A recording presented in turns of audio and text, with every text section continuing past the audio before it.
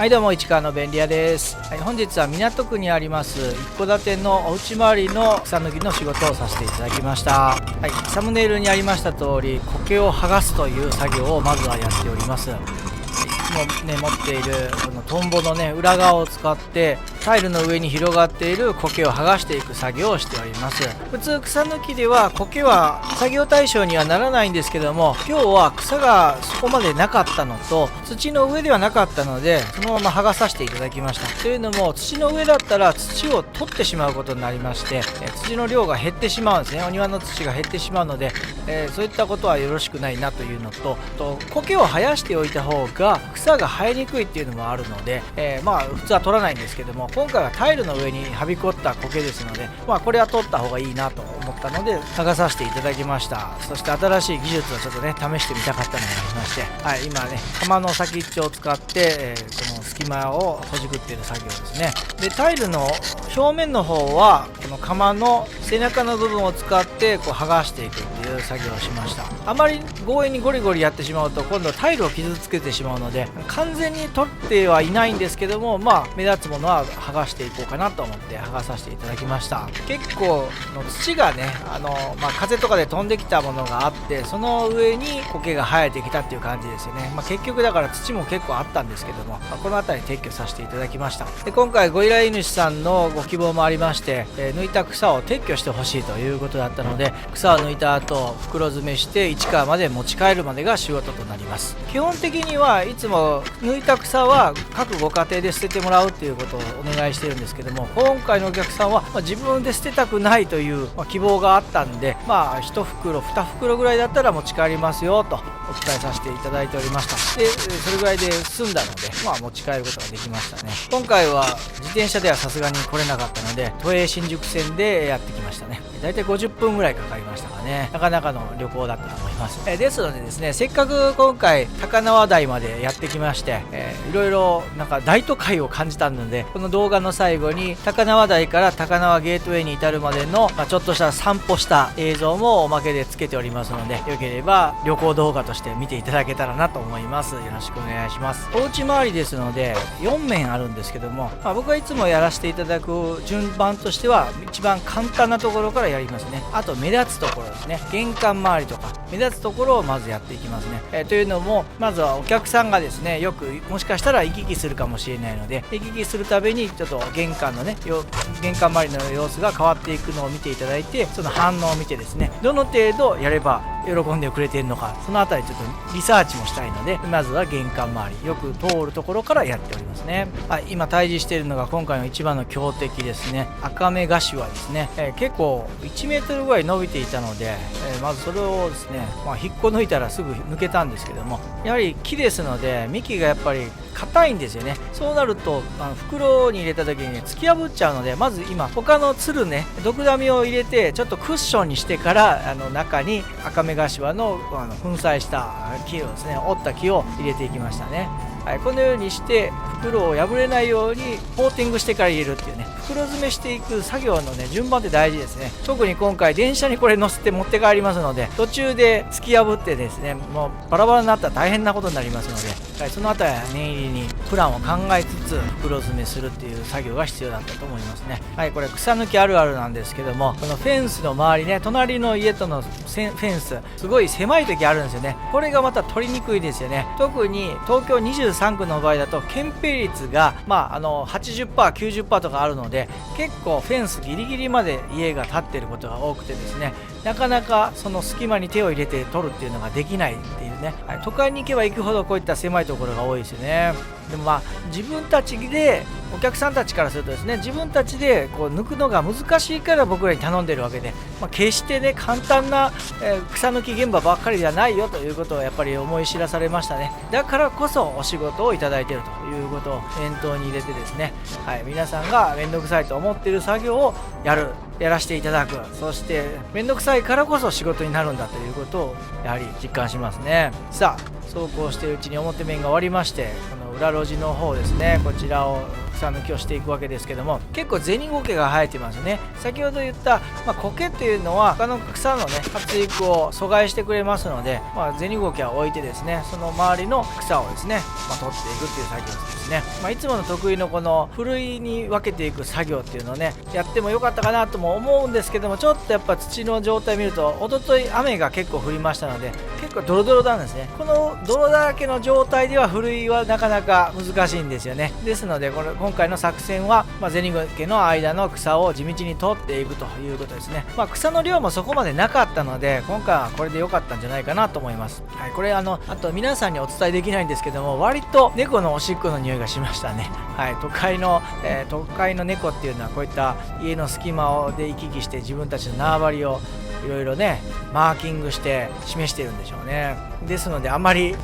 掘り起こしたくなかった。あと掘り起こすとこう砂が外に出るわけですね。で猫ちゃんっていうのは砂が好きなので、銭苔生えてた方があまり寄りつかないで済むんじゃないかなと思ったのもありまして、はい、ということで銭苔は生やしたままにしているということですね。こういった細かい作業っていうのは久々だなっていうふうに実感しました。最近伐採だとかね抜根が多かったんですけども、原点に帰った感じしましたね。もともとは家の周りをこうやってね細かくちっちゃい草をですねこう抜いていくっていう作業をしていったもんですからね。はい、そうこうしているうちに壁の枝段を撤去していますね。はい、この辺り取ってほしいということだったんで、上の段はいらないので、こちらだけでいいですよということだったので、取らせていただきました。で結構この風化というかね、この石垣が壊れかけていたので、あまり強引にズボッと抜くとですねこの隙間の石がボロボロ崩れてくる危険もあったので、慎重に今作業をしておりますね。はい、優しく抜けそうなところはどこかなって。結構このシダも立派に育っていて結構放置されてたんじゃないですかね。抜きやすい方向を見つけて今、撤去が完了したということですね。では恒例の作業前作業後を見比べていきたいと思います。まず表ですね。表のこのマンホール周りとかの草も、抜いてほしいということになったので、これがどうなったかというとこうなりました。はい、すっきりしましたね。右奥の方が苔が茂っていたところですけども、はい、この辺りでひっぺかすことができました。はい、続きましてフェンス周りですね。お隣さんとの境目ですね。はい、右の方には赤目頭がありますが、これがはいすっきりしましたね。はい、こちらの土自体はそこまで硬くなかったので簡単に根っこまで抜くことができたので割とやりやすかったかなと思います。はい、そして裏手ですね。こちら結構銭苔があってその周りにシダが生えていましたけども、こちらがこうなりました。はい、すっきりしました。ちょっと銭苔が残っているのでね、あんまり映えない感じになってはいますけどね。はい、続いてこちら。はい、ここがね、残念ながら動画を撮ったつもりが写真しか撮れてなくて、作業風景がお見せできなかったんですけども、作業前と作業後、比べていただきましょう。こちらが、こうなりました。密林が草原になったって感じですかね。あとは壁に生えたシダですね。こちらが、こうなりました。はい、すっきりしたと思います。はい、先ほども言いました通り、家の周りの草抜きの作業っていうのは久しぶりだったんですけども、このね程度の草の量だと割とやっぱ早く終わったなっていう印象ですね。いつもね最近だと6時間7時間作業が多かったんですけども、今回は1時間40分で終わることができました。はい、ちなみに片道、家からまず元八幡駅までが20分、そしてそこからが50分ですから、片道70分かけて行って現地で100分仕事させていただいて、でまた70分かけて帰るというね、往復の移動時間の方が長いっていうことで、はい、なかなかちょっと遠征って感じだったんですけども、せっかくねこちら普段行かないような港区ビルだらけで、しかも大使館とか領事館とかいろいろある、そんな異世界ですよね。僕らからするとね、せっかくこういった異世界にお邪魔するチャンスがありましたので、この辺りを皆さんに最後お届けしながらお別れとしたいと思います。その前にいつもサムネイルでもネタバレしているんですけども、恒例の作業量の発表をしていきたいと思います。はい、今回100分かけて家の周りのシダ、苔をまず削って、そして、ちょっとした草を抜いた、それだけの作業だったんですね。だいぶ短く感じましたけれども、はい、今回いただいた作業量は1万円でした。どうもありがとうございました。今回もともとはですね6600円のお仕事だったんですけれども、マンホール周りの草も抜いてほしいとか、草を持ち帰ってもらいたいとか、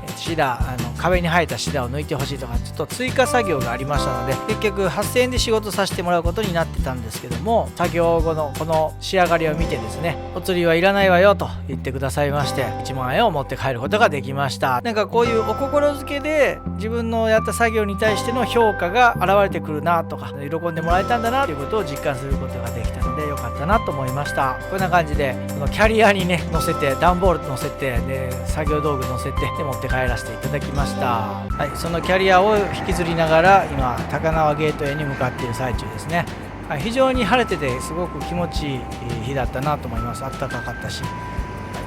すごいですね。もう今もう高輪ゲートウェイのあたりっていうのはこんなに高い高層ビルが建ってて、これマンションですよね。人が住んでると思うんですけど、こちらが明治学院大学ですね。最近こういう木を見るとですね、自分が伐採するならどういうプランで切ろうかなとかね、自然に思いついちゃうというかね、思い浮かべてしまうというね、そんな現象が起こっております。はい、続きまして今ランチを食べているところですね。こちらのスーパーでですね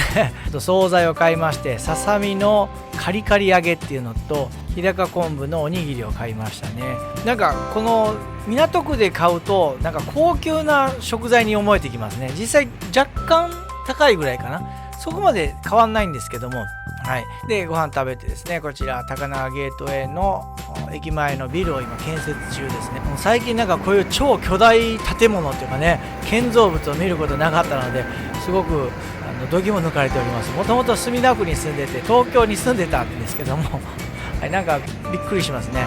あとは水素ステーションですね。これガソリンスタンドかと思いきや水素自動車がね走っても対応できるように最新鋭が揃ってますね。そして高輪ゲートウェイの駅の構内ですね。昼間だったので人がほとんどいない状態ですね。やっぱ都会行くときはですね、やっぱ通勤電車とか避けたいもんですから、こういった時間帯で移動しておりました。はい、ということでおまけコーナー以上となります。はい、本日も最後までご視聴どうもありがとうございました。それでは今後ともよろしくお願いいたします。それではまた。